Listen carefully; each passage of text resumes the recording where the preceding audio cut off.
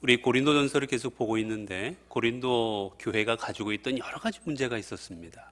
많은 문제들이 있었는데 그 중에 우리가 지금 본문에서 이제 가지고 있었던 고린도 교회의 가장 큰 문제점은 이 3장부터 보게 되면 파당이었습니다. 파를 만들어서 서로 이 파당끼리 싸웠던 거예요. 지금도 보면 우리나라도 보면 뭐 민주당, 뭐 국민의힘 뭐 서로 해가지고 서로들 싸우지 않습니까? 그런 식으로 교회 안에서 서로 다툼이 있었던 거예요. 분열이 있고. 그런데 그 분열은 왜 있었느냐? 서로가 교회 안에 지도자들로 인해서 분열이 생겼습니다. 일부러 지도자들이 그런 것이 아니라 어떤 사람들은 나는 이 고린도 교회를 개척했던 나는 바울파다. 나는 우리 지도자, 이 교회를 세운 이 교회 지도자인 나는 바울을 따르는 사람들이다라고 생각하는 사람들이 있었고, 그래서 바울을 존경하며 바울로 인해서 모든 걸 이루어야 된다고 그렇게 주장하는 거예요. 한쪽은 바울 이후에 이 고린도 교회 이 교인들을 양육하고 있었던 성경 교사였던 아볼로라는 사람이 있습니다. 아볼로가 현재 그들을 양육하고 있었어요. 그러자 우리는 바울은 옛날에 있었고 지금은 우리 아볼로가 우리를 가르치고 우리에게 여러 가지를 하나님의 복음에서 알려주고 있으니 나는 아볼로파다 라고 이야기하는 겁니다. 그러자 또 한쪽에서는 야, 너희들은 바울, 아볼로? 야, 우리는 이 교회, 이 예루살렘과 온 지금 현재 최고의 지도자라고 칭송받고 있는 우리는 베드로파다, 게바파다. 이 지역뿐만이 아니라 온 이스라엘의 이 예루살렘의 가장 큰 지도자인 우리는 게바파다. 이제 더 이상 올라갈 때가 있겠어요, 여러분? 게바 말고 또 누가 더 유명한 사람이 있습니까? 그러자 한쪽에서는 니들은 다 게바, 바울, 아볼로? 야, 우리는 예수파다. 니네 다 까불지 마. 우리는 예수파야. 또 예수파가 생겼어요. 그 성경에 그리스도파라고 합니다. 이래서 서로가 더 교회를 교회답게 이루어간 것이 아니라 서로 싸워버린 거예요. 서로가 아볼로를 귀하게 여기는 거 얼마나 감사합니까? 아니, 자신들에게 복음을 전해주는 아볼로를 귀하게 여기는 거 얼마나 좋은 일이에요.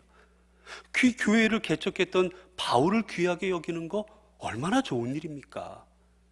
온 이스라엘의 지도자였던 베드로를 존귀 여기고 귀하게 여기는 거 감사한 일이잖아요. 그런데 이 감사한 일들을 가지고 서로 싸운 겁니다. 우리가 더 낫다. 우리가 더 높다. 우리가 더 맞는 거다. 이 모습을 본 사도 바울은 이것에 대해서 질책하지요. 너희가 어떻게 해서 그렇게 하고 있느냐? 그러면서 우리가 읽은 이 4장의 뒷부분 마지막 절을 통해 우리에게 이렇게 말합니다. 23절을 보면 너희는 그리스도의 것이요 그리스도는 하나님의 것이니라. 그 앞에도 보면 22절도 보면 바울이나 아볼로나 게바나 세계나 생명이나 사망이나 지은 것이나 장래 것이나 다 너희 것이요 너희는 그리스도의 것이다. 너희들이 싸우고 있는데 너희들 싸워봤자 다 소용없다. 왜냐하면 너희들은 게바에게 속한 사람도 아니요 아볼로에게 속한 사람도 아니요 나 바울에게 속한 사람도 아니요 너희는 다 그리스도에게 속한 사람들이기 때문이다. 그러니 싸울 필요 없다 라고 이야기하는 겁니다. 왜 너희의 지도자들을 가지고 싸우냐는 거예요. 그러면서 이제 우리가 사정을 통해서 너희에게 복음을 전해주는 나 바울, 그리고 아볼로, 그리고 베드로, 그리고 사도들, 이 교회의 지도자들 어떻게 대해야 되는지, 이들을 어떻게 여겨야 되는지 이제 그거에 대해서 우리 4장부터를 통해서 우리에게 가르쳐주고 있습니다. 자, 그러면 1절이에요. 자, 복음 전도자들, 교회 안에 복음을 전도하는 귀한 이 사명자들을 어떻게 대접하고 어떻게 생각해야 되겠습니까? 1절입니다. 사람이 마땅히 우리를 그리스도의 일꾼이요 하나님의 비밀을 맡은 자로 여길지어다. 나 바울과 아볼로와 게바와 모든 사도들, 이 땅에 복음을 전하는 복음 전도자들을 어떻게 생각해라? 보면 그리스도의 일꾼으로 생각해라. 여기 이제 사람이 마땅이라는 말이나 마땅이라는 말은요, 우리 하면 그러므로라는 뜻입니다. 너희는 다 그리스도의 것이니라. 그러므로 복음을 전하는 이 전도자들은 너희가 어떻게 여길 거냐면 그리스도의 일꾼으로 여겨라. 첫 번째, 교회 안에 복음을 전하는 사람들, 복음을 전도하는 사람들, 이 사역자들을 어떻게 여겨라 하냐면은 그리스도의 일꾼으로 여기라는 겁니다. 예수님의 일꾼이에요. 일꾼이라는 말은 무슨 뜻이냐? 이 말의 원어는요, 노젓는 사람이란 뜻인데, 일반 배에 노젓는 사람이 아니라 큰 배, 전투하는 큰 배에 노젓는 사람들입니다. 여러분 혹시 그 벤허라는 영화 보셨습니까? 제가 본 영화 중에 지금까지도 가장 제 마음에 남는 영화 중에 하나가 벤허입니다. 이전에도 그렇고 아마 이후에도 이런 작품이 나올 수 있을까? 지금 봐도 얼마나 감동이 되는지요. 정말 대단한 작품이지요. 작품성과 모든 게 정말 훌륭한 작품입니다. 거기 보면 이 벤허의 주인공이 이제 여러 가지 모함을 받아서 이 그 전투함에 노예로 팔려갑니다. 노예로 끌려가지요. 그때 노젓는 사람이 되는데 어떻게 하느냐? 전투함의 맨 밑에 노젓는 거기에 다 발에다 쇠사슬을 채워버립니다. 그리고 이제 앞에서 인도하는 사람의 북소리에 따라서 노를 젓게 돼요. 만약에라도 이 배가 침몰하게 되면 다 함께 죽는 겁니다. 이 배만 파손돼서 끝나는 게 아니라 배가 파손되면 내가 죽는 거예요.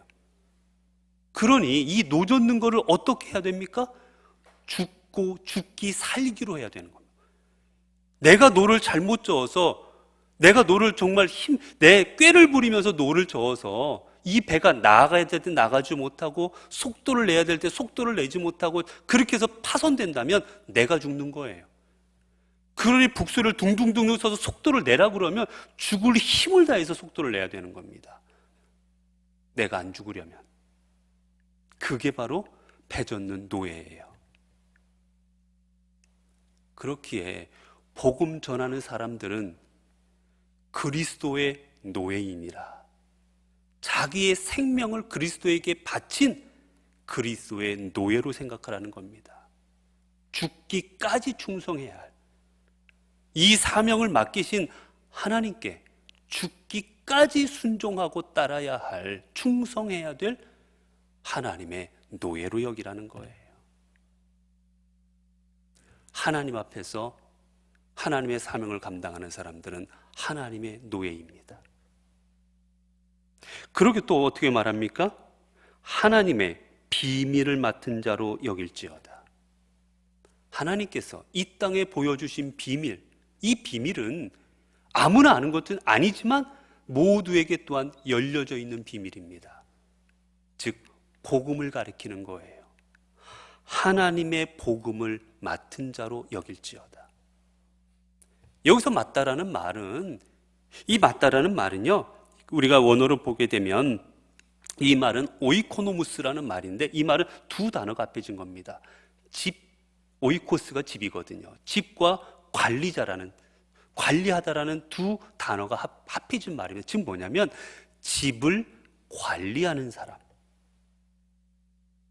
집을 관리하는 사람입니다. 우리가 성경에 보면 누가 있습니까? 요셉이 있지요. 집을 관리하는 사람이었습니다. 보디발 장군의 집을 관리하던 사람이 요셉이었지요. 즉, 이 집을 관리하는 사람은 이제 요셉하고는 조금 약간의 차이가 있지만 이 사람은 노예가 아닙니다. 노예가 아니라 어느 정도 신분이 있는 거예요. 신분이 있어서 이 집을 관리하는, 이거는 지위를 가리키는 말입니다. 지위. 즉 어느 정도 집안에서 지위가 있는 사람이에요. 집안에서 나름 존경받는 사람입니다. 그렇기에 하나님의 복음을 전하고 하나님의 사명을 감당하는 사람을 너희들은 이렇게 여겨라. 하나님의 노예로 생각하고, 하나님 앞에서는 하나님의 사명을 죽기까지 감당해야 될 노예로 생각하고, 더불어서 너희들은 또한 그들을 이 집을 맡아 관리하는 사람으로 존경할지어다 라고 이야기하는 겁니다. 하나님 앞에서는 노예이지만 또한 사람들 앞에서는 존경받아야 될 위치에 있는 사람이 복음 전하는 이 시대의 사도들이요, 이 시대의 이 교회를 맡은 사람들이라고 이야기하는 거예요. 자, 그렇기에 복음 전하는 이 교회 사도들을, 고린도 교회와 그 다음에 예루살렘과 이스라엘 초대 사도들과 제자들을, 하나님의 사명을 감당했던 사람들을 너희들은 업신 여기지도 말고 그들을 존경해라 라고 말하는 겁니다. 그리고 과도하게 추앙하지도 말아라 라고 하는 거예요. 하나님의 노예인데 그들을 과도하게 추앙한다고 되겠습니까? 과도하게 추앙하지도 말고 그들을 또한 업신 여기지도 말고 존경해라 라는 뜻이에요. 자, 그 다음에 2절입니다. 그리고 맡은 자들에게 구할 것은 충성이니라. 맡은 자, 하나님의 사명을 맡은 복음 전도자들, 너희들은 또한 어떻게 해야 되느냐? 너희들은 구해라. 구하라고 그럽니다. 이 구하다라는 말은요, 두 가지로 되어 있어요. 첫 번째 수동태입니다. 즉 내가 구하고 싶으면 구하고, 구하고 싶지 않으면 전 필요 없어, 이게 아니라 구해야만 되는 거예요. 구해야만 되는 거예요. 또한 현재형이에요. 이건 뭐냐? 진리라는 뜻입니다. 즉 구해도 되고 안 구해도 되고 그냥 필요 있고 없고 이런 게 아니라 꼭 무슨 일이 있어도 하나님의 사명을 감당하는 사람들은 꼭 구해라. 하나님 앞에 꼭 이렇게 해라. 어떻게 해야 되느냐? 충성이니라. 충성이다. 이 충성이라는 말은 피스티스라는 말인데, 이 말은 우리가 어떤 단어랑 똑같으냐면, 여러분, 믿음이라는 말과 똑같은 단어예요. 믿음. 즉 신뢰입니다. 신뢰. 여러분, 종에게 필요한 건, 여러분, 종에게 필요한 첫 번째, 어떤 사명을 감당하는 일꾼, 어떤 사명을 감당하는 사명자에게 필요한 첫 번째는 무엇이냐? 지식도 아닙니다. 능력도 아닙니다. 재능도 아닙니다. 체력도 아닙니다. 아무것도 아니고 첫 번째는 주인에 대한 신뢰입니다. 이 일을 맡기신 주인에 대한 신뢰가 있어야 되는 거예요. 그래야 그 사명을 감당하는 겁니다. 내가 아무리 능력이 있어요. 그런데 내가 능력이 있다고 해서 내 주인을 하찮게 여긴다면, 아니면 혹이라도 내 주인이 내게 무슨 말을 했는데 그 말을 믿지 못한다면, 그 말을 실행하지 않으려 한다면 그 종은 무익한 종이 되어버립니다. 아무리 어리석어도 주인에게는 어떠한 종이 필요해요? 내가 시키는 대로 할 종이 필요한 거예요. 나를 믿고, 내가 엎드리라면 나를 믿고 엎드리고, 내가 가라 하면 비록 그것이 어려운 지역일지라도 믿고 가고, 가지 말라 하면 비록 가고 싶어도 주인을 믿고 안 가는 그 종이 주인에게는 필요한 겁니다. 여러분, 하나님의 사명을 감당하는 하나님의 사명자들은 무엇보다 이게 필요합니다. 하나님에 대한 신뢰입니다. 내게 어떤 하나님께서 이곳에 보내서 복음을 전하라 줬어요. 하나님, 아니 왜 저기도 있고 저기도 있고 저기도 있는데 왜 꼭 여기입니까? 왜 하필 여기로 보내십니까? 그게 아닌 거예요. 하나님께서 나를 보내셨으면, 하나님 나를 사랑하시고 또한 모든 걸 계획하시고 한치의 오차도 없이 인도하신 하나님이 하나님의 뜻이 계시기에 나를 이곳에 보내실 것이라 믿고 신뢰할 때 순종하는 겁니다. 성경에 보면 예루살렘에 박해가 있게 됩니다. 스데반의 죽음 이후에 이 교회에 대한 박해가 이루어지지요. 그 박해가 이루어질 때 각각 다 뿔뿔이 흩어집니다. 그때 교회 집사였던 빌립, 사도행전에 보게 되면 빌립이 어디로 갑니까? 사마리아 쪽으로 갑니다. 광야로 가요. 여러분, 좋은 데 많잖아요. 좋은 데 많은데 왜 하필 하나님이 그곳으로 보내십니까? 하나님, 저기 예루살렘 말고라면 여리고도 있고 다른 성들이 얼마나 많은데, 얼마나 내가 가야 될 유대인들이 얼마나 많은데, 내 동족들이 얼마나 많은데 왜 하필 저곳으로 보내십니까? 다른 사람들은 좀 쉬운 데로 가던데, 다른 사람들은 좀 편한 데로 가던데 왜 나는 꼭 저기로 갑니까? 항변할 수도 있었어요. 그러나 빌립은 그대로 갑니다. 그때 놀라운 역사가 이루어져요. 누구를 만납니까? 에디오피아 내시를 만나죠. 이사야서 성경을 읽는데 예수 그리스도 메시아를 예언하는 성경 보면 도대체 무슨 뜻인지를 모르겠습니다. 읽어도 이게 무슨 말인지를 모르겠는 거예요. 그때 때마침 그곳을 지나가던 빌립이 그걸 보게 됩니다. 그리고 알려주지요. 당신이 지금 모르겠다는 그 말의 의미는 이 땅에 오신 메시아 예수 그리스도를 의미하는 거다. 그래서 거기서 그에게 예수 그리스도에게 복음을 전하고 그에게 세례를 줍니다. 하나님은 에디오피아 내시를 구하기 위하여 빌립을 그 먼 오지까지 보내셨던 거예요. 그거를 빌립이 받아들이지 않았다면 그 역사는 다른 사람에 의해서 이루어졌을 겁니다. 그렇게 사명자가 구할 것은 하나님 능력 주세요. 하나님 저 이 일 하려면 돈이 좀 있어야 되지 않겠습니까? 하나님 제가 돈도 있어야 좀 먹이고 쓰고 좀 그렇게 하지요. 하나님 제가 좀 말도 좀 잘해야 되지 않겠습니까? 제가 남들보다 배운 것도 좀 있어야 되지 않겠? 여러분 그게 아닙니다. 하나님의 사명을 감당하는 첫 번째는 하나님에 대한 신뢰입니다. 그게 있을 때 하나님은 어리석은 자를 지혜롭게 하시고 약한 자를 강하게 하시고 능력 없는 자를 능력 있게 하셔서 하나님의 일을 이루게 하시기 때문입니다. 자, 그 다음이에요. 3절입니다. 너희에게나 다른 사람에게나 판단받는 것이 내게는 매우 작은 일이라. 나도 나를 판단하지 아니하노니.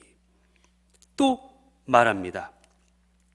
나는 함부로 판단하지 않겠다. 나는 너희에게나 다른 사람에게 판단받는 것이 내게는 매우 작은 일이다.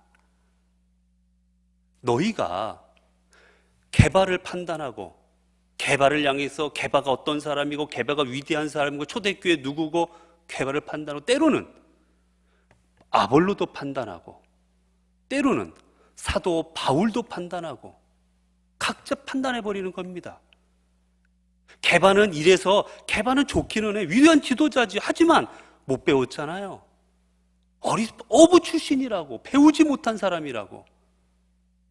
헬라어를 유창하게 구사하지도 못한다고. 글 쓰는 거 보면 형편없다고. 그러니 우리가 존경할 만한 지도자감이 못 된다고. 아볼로 훌륭하지만 그에게는 특별한 하나님께 또 주신 능력들이 없는 것 같다고. 가르치는 은사는 있지만 또 다른 건 없는 것 같다고. 바울도 마찬가지입니다. 바울도 우리에게 복음 전하는 걸 보아서 뭔가 하나님의 능력이 임한 사람 같기는 한데 초대교회로부터 예루살렘 교회로부터 초대부터 인정받지도 않았고 초대교회를 도리어 초대교회를 비판하고 또한 핍박했던 사람이고 또한 사도 바울을 우리가 뒤에 고린도전서 뒤쪽을 보게 되면 사도 바울은 보니 은사들을 교회 안에서 많이 하게 하지도 않고 그걸 보니 은사가 많은 것 같지도 않고 이런 걸 가지고 자꾸 교회 지도자들을 판단하는 겁니다. 그래서 사도 바울이 말해요. 나는 너희들이 나를 판단하는데 저 사도 바울은 사도가 아닌 것 같다. 12사도에 들어가지도 않잖냐. 근데 왜 사도라고 스스로 그렇게 말하고 다녀? 너희들이 나를 비판하기도 하고 나를 판단하기도 하는데 그것이 내게는 작은 일이다. 작은 일이라는 거예요. 여러분, 우리가 누군가를 판단할 때 누군가를 판단할 때 어떻게 판단합니까? 내가 안다고 생각해야 판단할 수 있는 거예요. 그렇지 않습니까? 내가 모르는데 어떻게 이게 좋은 겁니까? 나쁜 겁니까? 물어봐서 이게 좋은 거다 나쁜 거다 판단을 해야 돼요. 그러면 이게 좋은 건지 나쁜 건지 내가 알아야 좋다 나쁘다 판단하지 않습니까? 사람도 조직도 다 그런 거예요. 근데 우리가 과연 아는 게 다 아는 것일까? 사도 바울은 말합니다. 나는 그런 거 신경 안 쓴다. 니들이 나를 가리켜서 별의별 말을 교회에서 고린도 교회 안에 사도 바울에서 비난의 소리가 커졌어요. 여러분 지금 우리가 보면 사도 바울 어떻게 감히 사도 바울을 하지만 초대교회에서는 사도 바울에 대한 비난이 엄청났습니다. 말도 못했어요. 성경을 보는데 사도 바울이 그걸 질책할 때가 너희가 나에 대해서 함부로 그렇게 내가 가면 가만두지 않겠다고. 교회를 흐트러뜨린 자들을 내가 다 가만두지 않겠노라고 서신서에 보면 강하게 분노할 때가 많았습니다. 그만큼 교회 안에 사도 바울에 대한 비난이 팽배했었어요. 사도 바울은 말합니다. 나 그런 거 신경 안 쓴다. 개의치 않는다. 별 볼 일 없는 거다.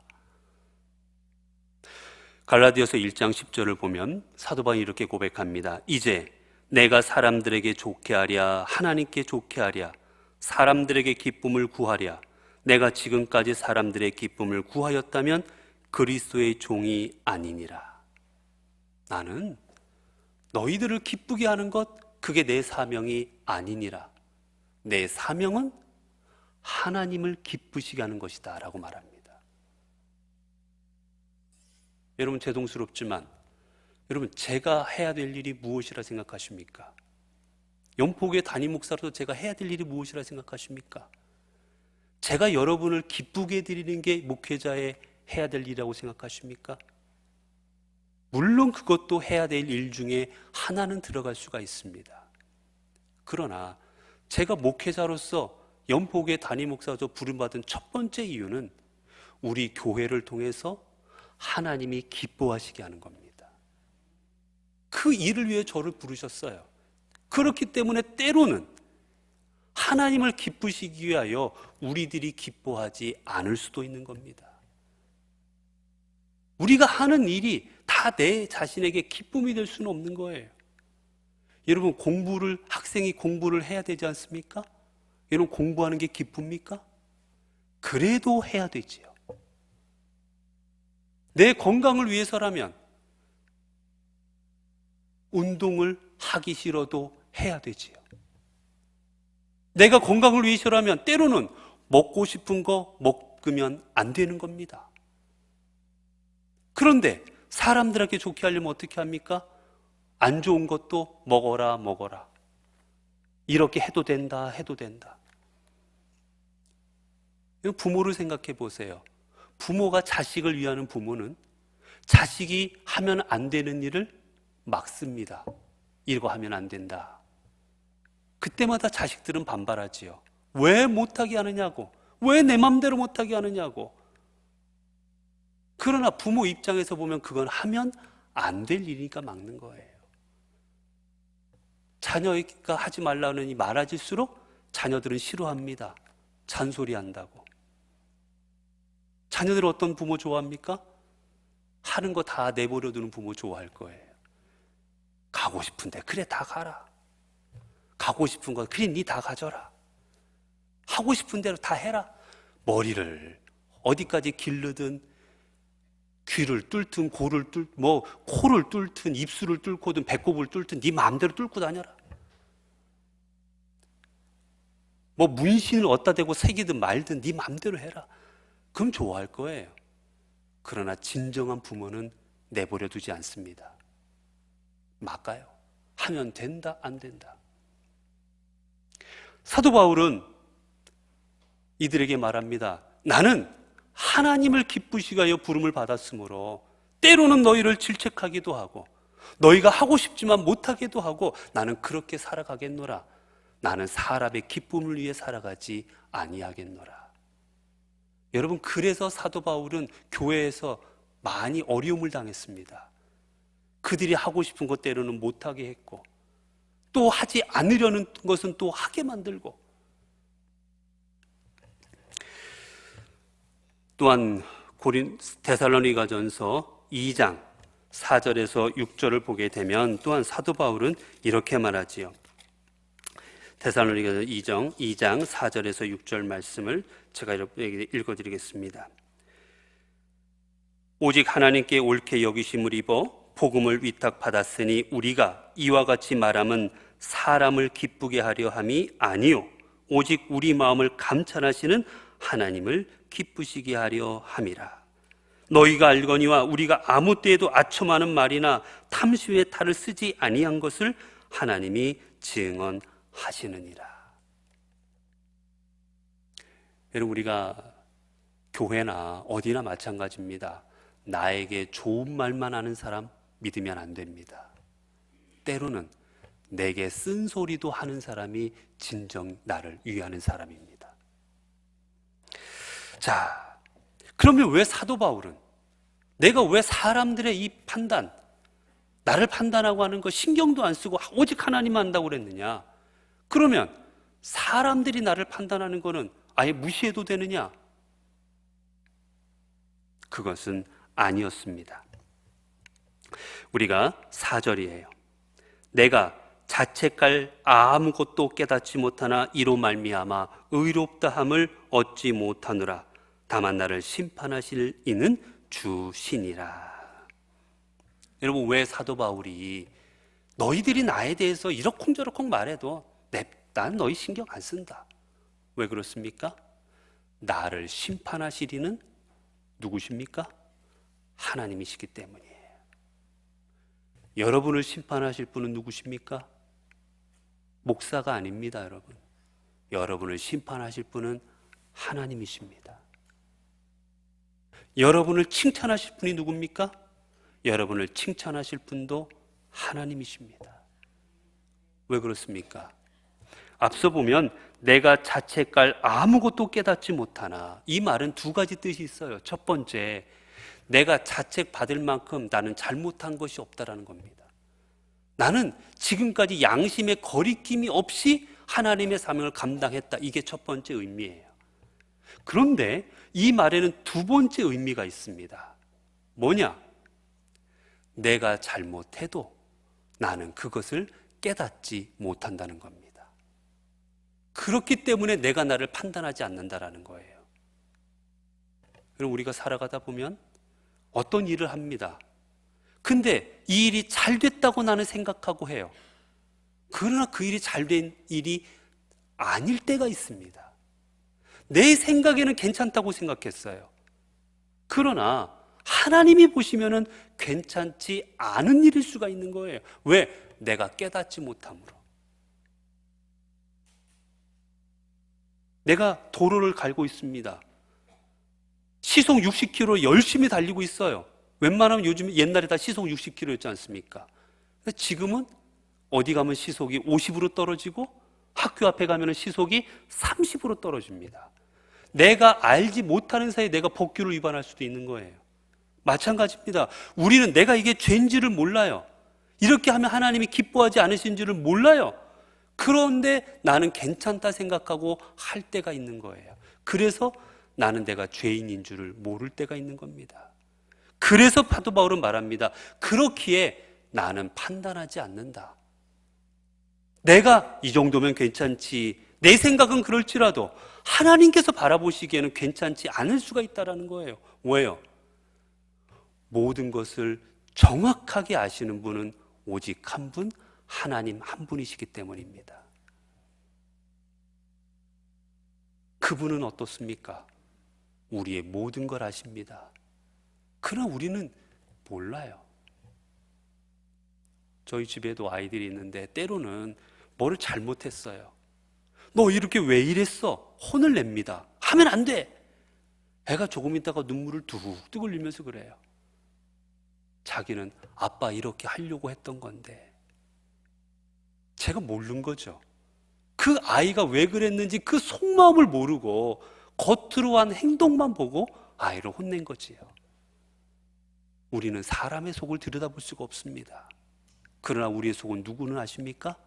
하나님은 아십니다. 한번 성경 볼까요? 시편의 말씀입니다. 139편입니다. 시편 139편.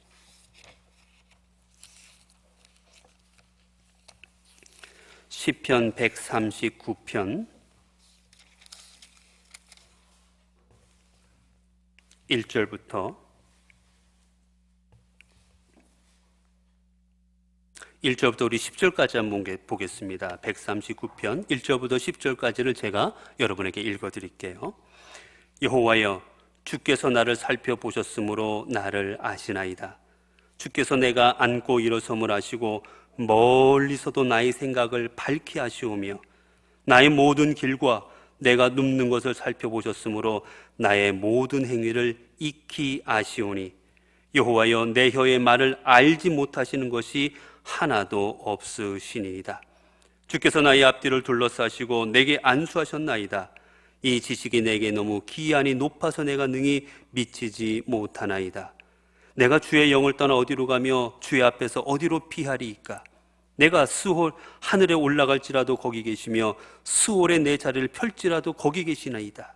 내가 새벽 날개를 치며 바다 끝에 가서 거주할지라도 거기서도 주의 손이 나를 인도하시며 나의 주의 오른손이 나를 붙드시리이다. 여러분, 우리가 지옥 끝에 갈지라도 아니면 저 하늘 끝에 올라갈지라도 하나님은 내가 앉고 일어서는 것도 아시고 내가 어디 있는 것도 아시고 내 행위와 내 생각과 모든 것, 내가 하는 말까지도 다 아시는 분이십니다. 여러분, 그 분만이 판단할 수 있는 거예요. 여러분, 그분만이 우리의 잘잘못을, 그분만이 우리의 진정한 심판받을 것, 심판받지 아니할 것, 칭찬받을 것, 그분만이 온전히 판단하십니다. 여러분, 그러면 우리는 어떻게 되겠습니까? 우리는 어떻게 해야 될까요? 5절입니다. 그러므로 때가 이르기 전 주께서 오시기까지는 아무것도 판단하지 말라 말씀하십니다. 주님께서 이 땅에 오시는 재림의 때가 될 때까지, 여러분, 이 재림의 시간은 우리에게 두 가지 의미가 있습니다. 첫 번째는 심판입니다. 이 땅에 오시면 우리 모두는 주님 앞에 다 서게 될 것이고 그때 하나님께서는 예수 그리스도를 통하여 우리를 심판하십니다. 내가 예수를 믿었느냐, 믿지 아니하였느냐, 내가 이 땅에서 어떠한 삶을 살았는지 우리의 선악간의 모든 것을 판단하십니다. 심판하십니다. 그리고 두 번째는 그리하여서 하나님과 예수 그리스도와 함께 영원히 주님과 함께 살아갈 자와 그렇지 못할 자를 나누십니다. 그 판단은 오직 누가 하십니까? 오직 주께서, 오직 하나님께서 하십니다. 여러분, 이 땅에 살아가는 우리들은 완벽할 수가 없지요. 우리가 어떻게 완벽합니까? 생각하는 것도 부족하고 내가 아는 지식도 부족하고, 그렇기에 우리는 어떻게 해야 됩니까? 오늘 본문에 보면 판단하지 말라 그러면서 그가 어둠에 감춘 것들을 드러내고 마음의 뜻을 나타내시리니 그때에 각 사람에게 하늘부터 칭찬이 있으리라. 그러면 여러분, 사람은 판단 안 합니까? 자, 어떤 일이 벌어졌어요. 교회에서 뭔가 했습니다. 좋다 나쁘다 말하면 안 됩니까? 무조건 가만히만 있어야 됩니까? 사도 바울이 말하는 건 그런 거는 아니에요. 교회 안에서 이거는 옳은 일 같습니다. 이거는 아닌 것 같습니다. 누가 거짓말을 해요. 그런데 그거에 대해서 잘했다 잘못했다 그럼 아예 판단하면 안 됩니까? 그건 아니에요. 사도 바울이 말하는 건 어떤 일에 대해서 이게 잘 됐구나 잘못됐구나 판단할 수는 있습니다. 그러면 어떤 판단을 하지 말라는 거냐? 내가 한 판단이 무조건 옳다 생각하지 말라는 거예요. 내가 하는 판단이 절대적이라고 생각하지 말라는 겁니다. 저분이 저렇게 하시는구나.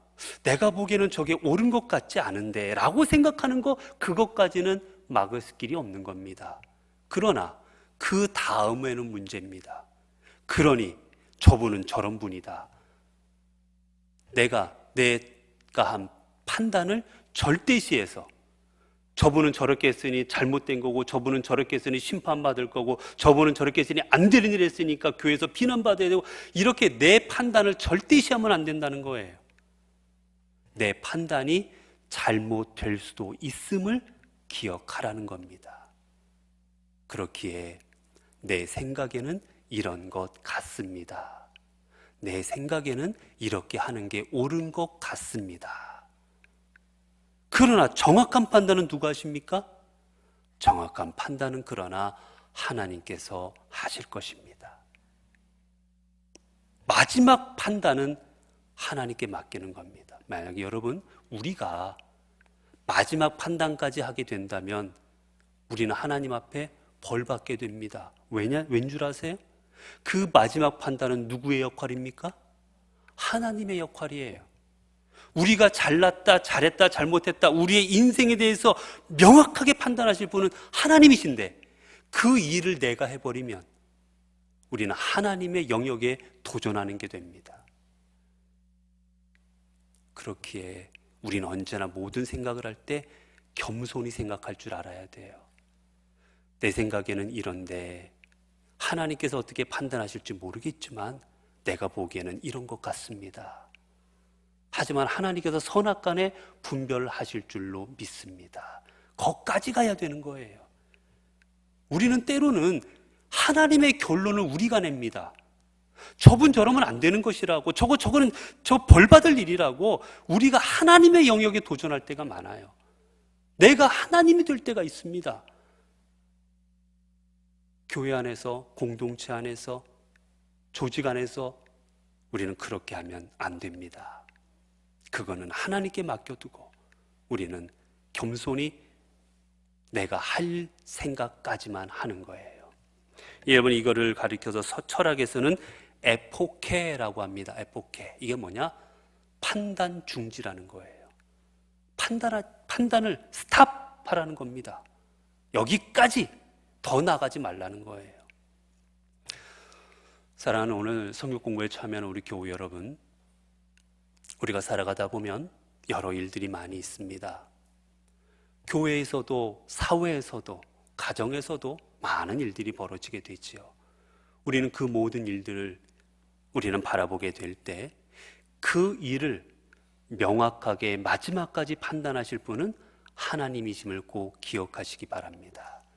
그래서 남을 판단하고 남에 대해서 잘잘못을 가리키는 일에 대해서 조심할 줄 알아야 됩니다. 그리고 무엇보다 하나님의 사명을 감당하는 우리 모든 하나님의 사명을 감당하는 여러분들은 사람을 기쁘게 하는 것이 아니라 하나님을 기쁘시게 하기 바랍니다. 하나님을 기쁘시게 할 때 사람들이 기뻐하지 아니할 수 있습니다. 여러분, 예수님께서 이 땅에서 복음을 전하실 때 사람들 대부분이 싫어했습니다. 그들을 질책하셨거든요. 예루살렘 성에 들어가셨을 때 너희들 잘한다, 열심히 한다 하셨으면 십자가에 못 안 박히셨습니다. 그러나 자신 이렇게 하면 그들이 들고 일어날 걸 다 아시면서도 주님은 상을 뒤 엎어버리셨습니다. 수십 년간, 수백 년간 이루어져 왔던 그들의 전통이었어요.